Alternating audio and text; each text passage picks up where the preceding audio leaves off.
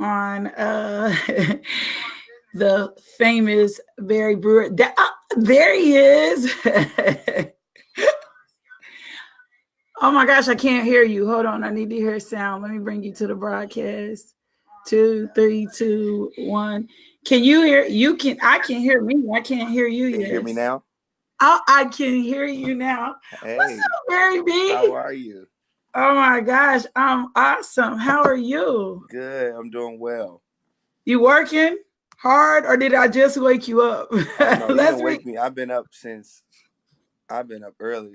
I need to go back to sleep, but I've been because really, you're on really. that Cali. You're on that Cali time. I'm on the Cali time. It's only 10 here, but I've been up for a minute. Well, welcome to Real Good Talk with morning. LMJ. Man, thank you for this opportunity. I'm Thanks super for having me. excited Thank you. about having you. It's funny because I was trying to think about how I connected to you. Hmm. And I'm going to tell you, don't know, but I know. I saw on Real London Brown Shots, I think your photo shoot. Oh, you was at like when he went live. Or, yeah, and I saw him shooting you. Yeah, And I then I remember. was like, okay. So then I kind of followed you and then just began to keep up with you and your career. And I was like, oh, he's dope. He's really dope. Let me keep connected. Thank I you. got a little bit of Cali history. Isn't that something? That is something. That is very Yeah, I interesting. got a little bit of a Cali history. And so I'm out in California at least a couple times a year. Is my year. My sisters live in North Hollywood. Okay. And we grew up in West Covina. And my Okay. best friend lives in Fontana. So we Out are east. out. Yeah, we are out that way. As a matter of fact, I'll be out there next week. I get in town Thursday and I'm back out on Sunday. So hopefully you'll have a show that my girls and This I can this catch. coming this coming Thursday? The 24th, yeah, next week. Yes, Not yes. not tomorrow, but like the next week. No, no, yeah. I have my show on Friday, so the 25th. Y'all got to come to my show and be my. You got to be my special guest. Okay, we'll definitely do that. We'll come Okay. see your show and be your special guest. Well, I see people logging on. Welcome to Real Talk with LMJ. My very special guest here today is Barry Brewer. So, before we get started, I wanted to show them a clip of the show. So, I'm going to pull this clip up and pull you.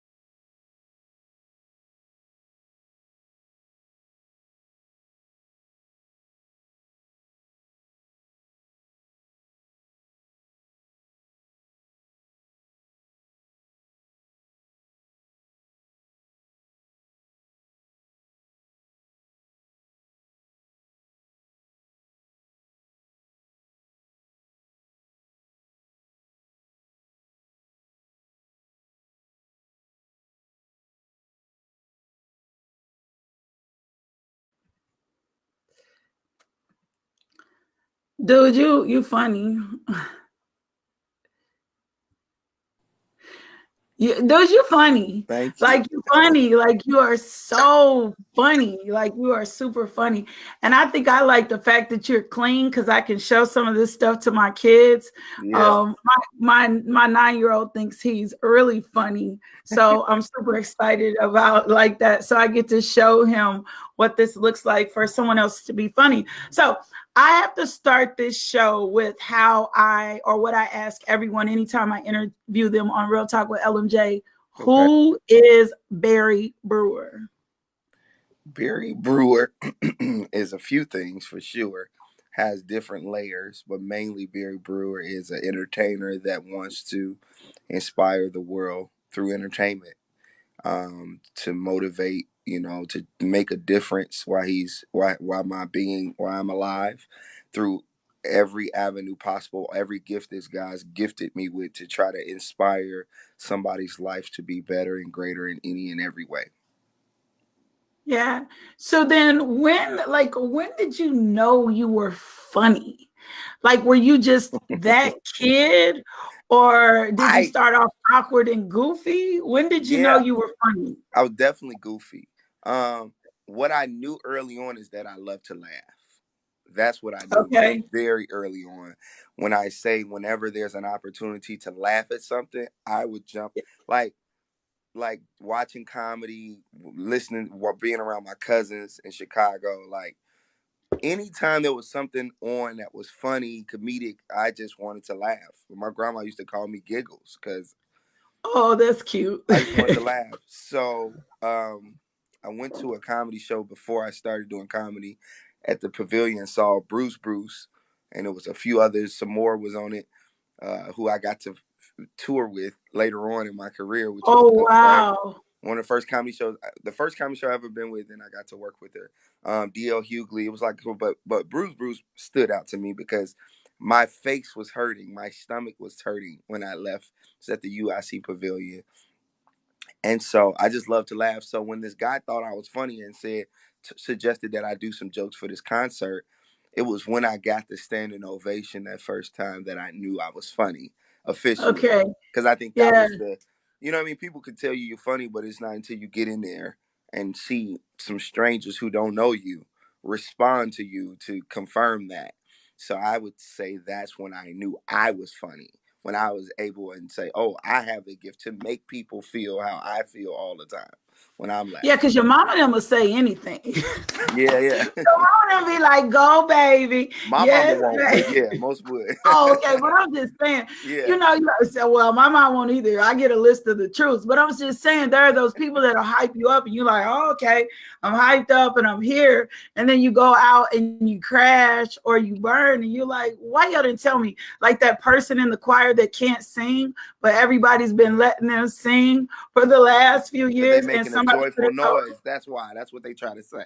yeah, but that ain't necessarily a joyful noise. Yeah, it ain't joy. That's I so, mean, so real. it's a noise for sure. I'm sorry, I'm not thing fella. Oh, No, Jesus. no, you're fine. You're fine. We still got you on. Somebody Okay. asked, have you ever, Nate Williams is on. Nate Williams is a comedian here from Hey, Little Rock. Nate. He asked, have you ever worked with Lil Rel? Yes, I started with Little Rail very early. Like, actually, I was just texting Little Rail yesterday, um, asking him to help me promote my special and the cause that I'm doing, raising money for Chicago public schools as well. But yes, Little Rail, I worked with him a lot growing up in Chicago. We did a show called Who's Got Jokes. Me, him, and Tiffany Haddish actually were all on the same show. Oh, Um, wow. but yeah, I worked with him probably most of my career because we both came up in Chicago. So a lot of the Chicago urban comics, you know, we brush shoulders like almost all day, every day, because that was only it was certain clubs you did, and so you seen each other a lot. Then when I moved to LA, he used to do a show where he hosted, and I used to come headline the show because I lived in LA. And they would look out when I come in, I would headline, and they would pay me a little something. So I worked with Little him a something, lot. something, little something, something in there. Yeah. So, how'd you get from Chicago to LA? And I know we all, and we're going to get to your fundraiser and your show in just a minute. I'm a philanthropist at heart. So, anytime somebody is giving back, I'm like, oh my gosh, that made me want to interview you more. I'm like, I want to get this story Oh, out definitely. here so Thank you. that anybody who can become a part of this. I've watched the need for Chicago schools to be reformed. Yeah. Bill Winston is one of my favorite preachers to Oh, follow.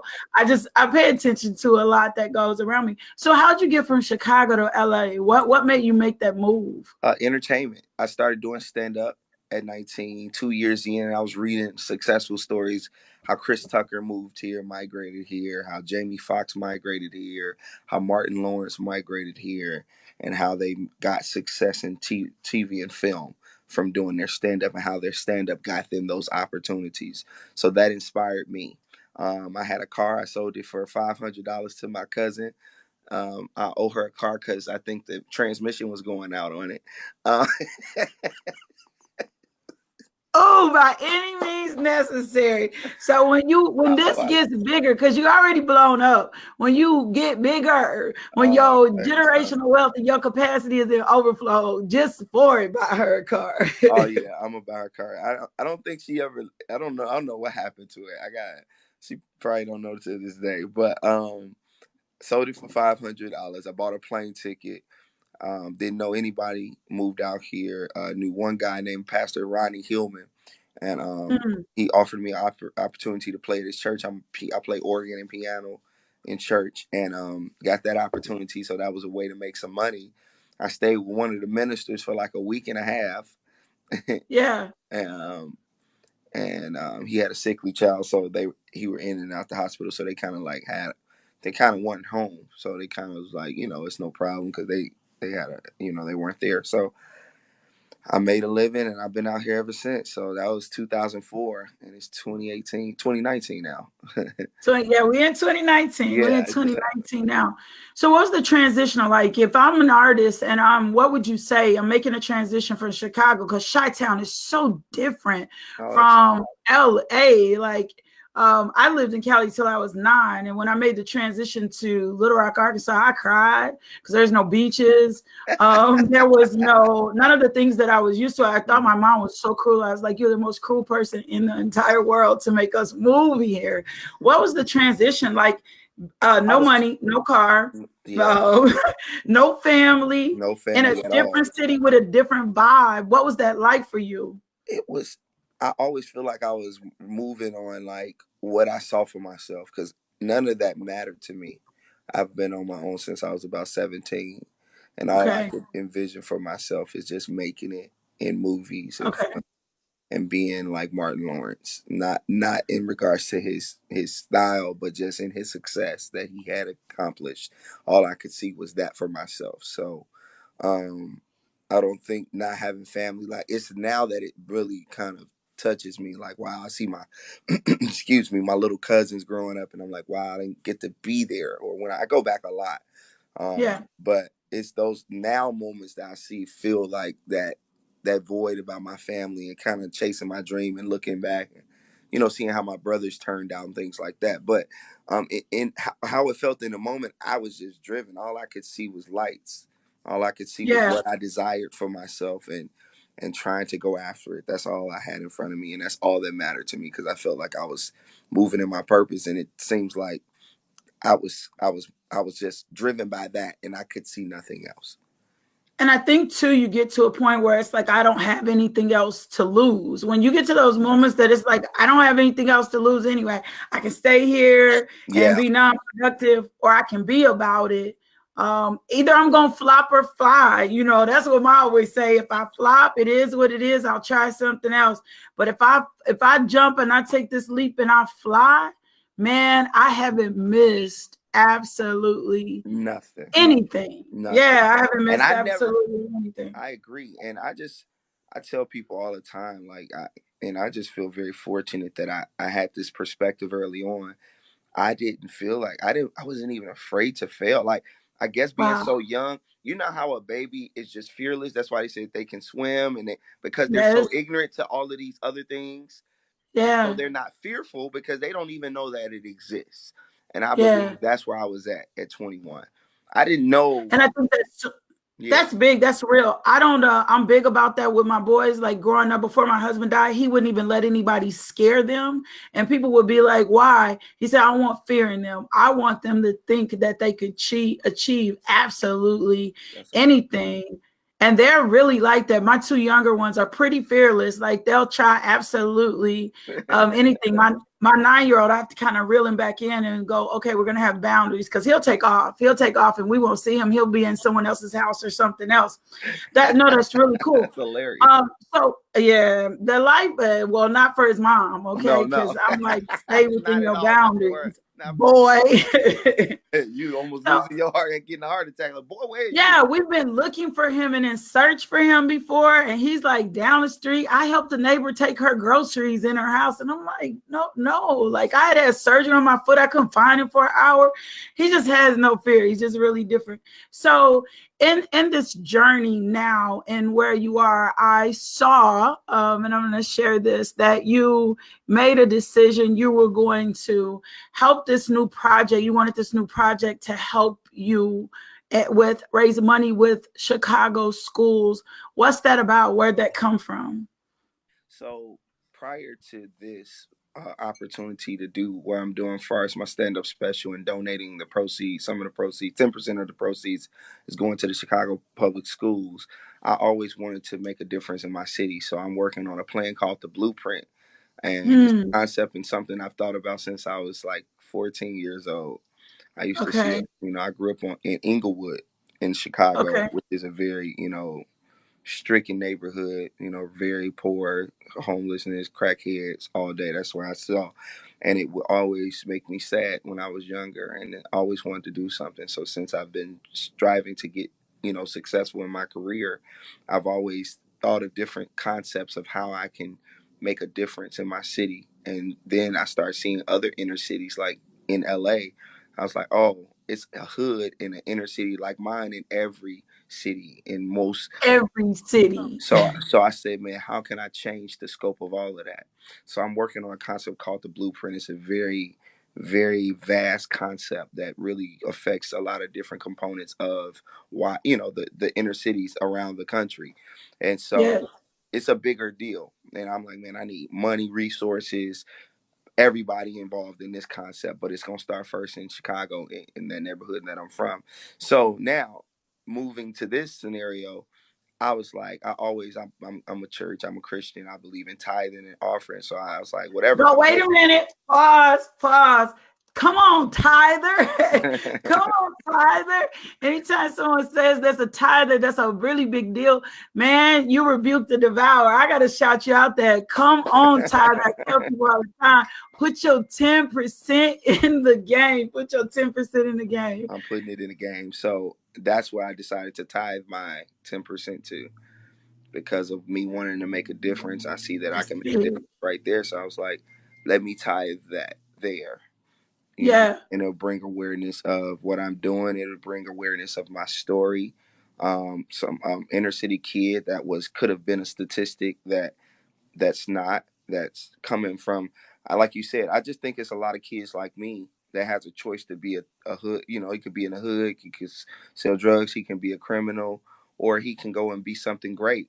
And sometimes you believe because the resources are not available to you and you can't see how somebody close to you made it to this success. You Yeah. can hear somebody's story that maybe came from where you came from, or really can see that, like, how inspirational is that? I had never seen a college campus, and I had a chance to go to Grambling. My music teacher in my high school, I played the saxophone first. That was my second instrument, because I'm a musician. I don't talk about that often, but yeah. And I just never been to a college campus until I was grown and in LA working on stand up. And I was just like, man, if somebody would have took me to a college campus, I would have loved What to. difference would it have Oh made? man, it would Yeah. have made a difference. Like, so being able to see something that you can possibly be is just that inspirational. I played for Bishop Noel Jones and I got to travel with him on his private jet. And it wasn't Yeah. until I walked on the runway and saw a private jet and didn't have to go through security. I'm like, I want a private jet now. You know what I'm Oh, saying? yeah. And Yeah. and seeing him as a black man have a private jet, like, oh, and I can have one. Yeah. And this can And be it's my, obtainable. it's obtainable And God wants this. Someone brought the for thing me. up about the Yes. private jet and ministry the other day, and they were like, why would ministries have private jets?" And I said, let me present a situation from you. If you have to fly out of the country with your job consistently and frequently, how do you purchase? Who do you fly with? And he was like, you purchase a plane ticket from American Airlines. And I said, well, then you're a smart businessman. And if you're as a smarter businessman as I think, why wouldn't you want to own your own plane to reduce your costs, to save? Like, and then he was like, that's a whole different person. Oh, that's a whole different. Why wouldn't you want to own your own plane? Like, why wouldn't you want to have your own plane if you're going to be a good steward or whatever else? So that's really big. Now, tell me this: if I was fresh as a comedian and I knew this was something I wanted to do, how would you encourage me? What would you say? What are my first steps into getting in there? Because I know that LA is competitive. Hmm. I know, that it gets grimy sometime. And then I know definitely as a Christian to put yourself in a position where you're not compromising yourself. How would just you encourage somebody if somebody walks up to you and said, Bear, tell me how, to get started, or what do I Man, do next? work on 5 minutes or 3 minutes of a set that you think is funny. You go find an open mic. You find any opportunity to get on stage and see and work it out. Work that joke out. Work that concept out. Work that sketch, skit, whatever it is. Dive in and start to record yourself and see what you can do to be better at it. Get feedback. Like just jump in. Like there's no preparation. Just really work on maybe 3 minutes of material or concepts or stories that you think are funny, and find a stage, a church, a open mic, a coffee house, a bagel shop. Like I don't care what it is. You can have three people stand in front of your mama, daddy, and brother, sister, your friend. Yeah. Like let me do a performance for you in the front room and work on my set. Find an opportunity to work on it and just continue to search, seek out opportunities to get on stage and work your craft and work on your jokes and work on your truth and your what's funny about you. What was it? Some funny stories? Is it your mom funny? Got some funny stories in growing up, or what's your sibling? Maybe they crazy. Talk Kids about will them. probably use me. My kids That's will probably use me. what I would My share. sons are like, I wish people knew what it looked like on the other side of coffee and conversations and what you act like. My friends know. People think I'm really serious, but I got this whole side of me that just does a whole bunch of other strange things. Like this morning, we were eating breakfast to Rihanna work, and they were like, "We're not dancing with you this morning." And I'm like, "Come on, like, get your energy, get your vibe up." I No, love and it. that's big. And I appreciate you for sharing, because I know someone will see this, or someone's watching, or like Nate is on here, and exposure and putting yourself in the position. What kind of dedication does this take? Because I'm going to tell you something. Great When question. my transition from my husband made me make a decision when he died that I was selling out to everything that was inside of me. And Uh-huh. I do poetry and some other things. I'm just going to get What my type charger. I'm sorry. Oh no, you're fine. What Okay. type of dedication does it take for you to see this come through? What kind of time, what kind of hours are you putting in? How many sacrifices are you making? Right. Well, I would say that definitely is some dedication involved. I would suggest that as much as you can. Everybody's life is different. It's funny you say that because a comedian just asked me last week. He was like, "Man, bro, like how many times do I need to get on stage?" Yeah, He was like, "How many times do I need to go every night?" And I'm like, "If you can, you know what I mean? yeah, If you can, yeah, definitely. But if you can't, if one week is what you're able to do, then one week it is. yeah, One day out the week, And so yes, at the end of the day, that's what's important. It's about the consistency, whether it's a small time or not, like yeah, it being consistent and you're building on your set. You know what I mean? You going on working on yeah, 3 minutes, getting that 3 minutes funny. Then you working yeah, on 5 minutes. You adding something to that 3 minutes. Now I got 5 minutes funny. I got five yeah, jokes. That's good. Now I'm yeah, working on six jokes. Or I'm gonna embellish on one story and create that greater. So it's about what you can do. Because I'll say this: I was on the show. In 2004, I got on a show called Coming to the Stage on BT, hosted by Bruce. okay, I remember um, that. yeah, that was the first television appearance. And so we were in the I was married at the time. My twins, they're in college now, bless their heart. Oh, Morehouse and Clark. I got twins, a boy and a girl. And oh wow. they down there in down south near you. Kind of Down south, it's not the down south. but anyway, it was a gentleman that was a comedian. He was a cable guy basically. He installed cable. I had moved to LA, and it was all comedians. We were just sitting eating during lunch, and he was asking me questions like, "Hey, bro, I see you with a family. How are you able to sustain and chase your dream?" So glad you brought that up, because that was coming. That's what I wanted to know. Yeah.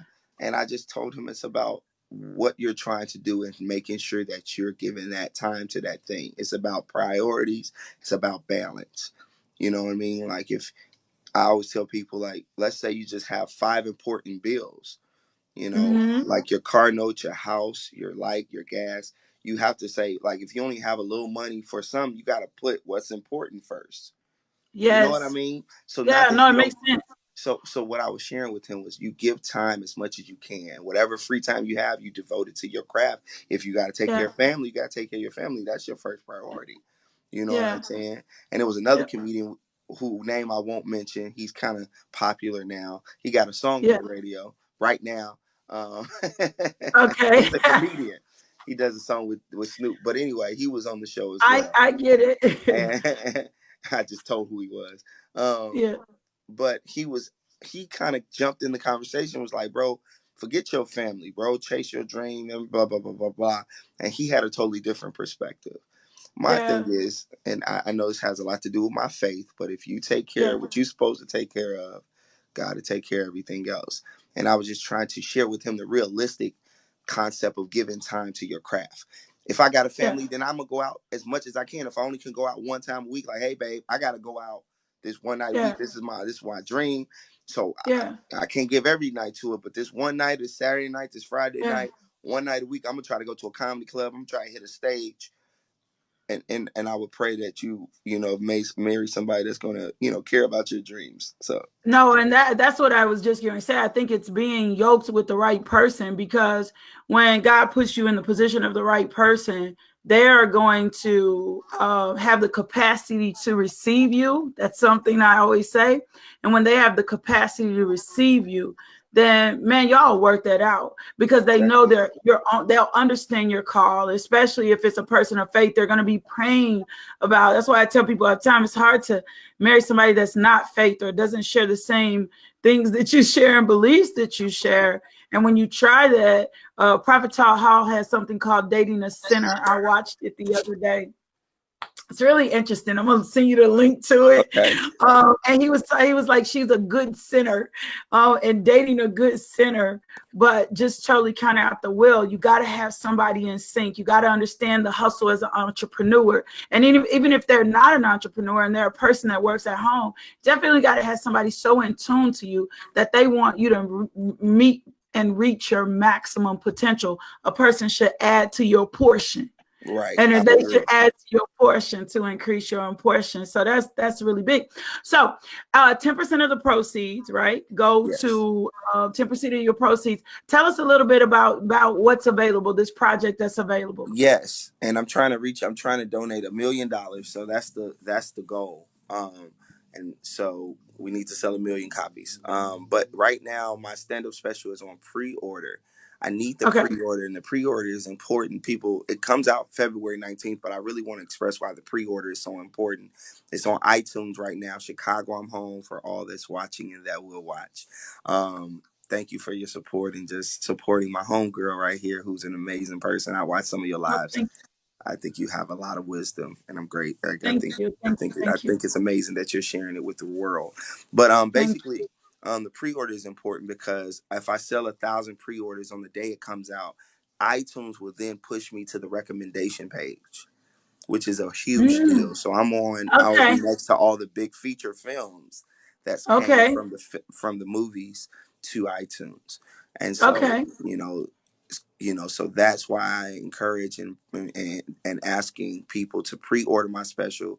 Just type in on the iTunes store the movie, because the album is out as well simultaneously. To pre-order my stand-up special, the movie, the visual, and the money don't won't come out your account until the 19th of February. Oh, so that's it. So it's like a pre-order, but I'm not spending it until I'm not getting it. It's not coming out till February anyway, till you Exactly. get it. Oh, okay. You So got a little time in there. so It's go ahead and almost like spend. buying it on layaway. Exactly. You ain't got to worry about you support me, and you ain't got to spend it. You ain't got to put that $12 in there to the 19th. You know what I'm That's saying? big. And if you That's ain't got big. it, So you could that's DM me and I'll shoot you a cash app for $12 or something. 12 bucks. Yeah, no, that's real. No, that's real. I just put your website link, BarryBrewerComedy.com. I was on your website, perusing, all in your business, looking in. You really have a really great website. Thank you. Check the website. It also has the link to the iTunes store where you can. So let me ask you this, because you know them Google people, those Android people always ask this. Will it Yes. become available on Droid? Yes. February 19th, it'll be available on all platforms. It'll be on Google Okay. Play. It'll be on Amazon. It'll be on DirecTV on demand. It'll be on Spectrum on demand. So you can actually go to your cable and watch it as well, and support me as well. So it will be on Google Play, and it will be on Amazon as well. And yes, it'll be on a whole lot So of if someone was interested in booking you, I saw booking information on your website, yes, Tanya Archie. yes, All that's the right. manager. Yes, All right. So if you want to book Barry, Tanya Archie, the information on his website, blossommanagement1@gmail.com or yes. blossommanagement.com. You can find that information available on the website. We are just about out of time. Do me a favor, leave this audience with something, a Barryism, a Barry moment, something that they can carry with them that they'll remember for at least the rest of this day.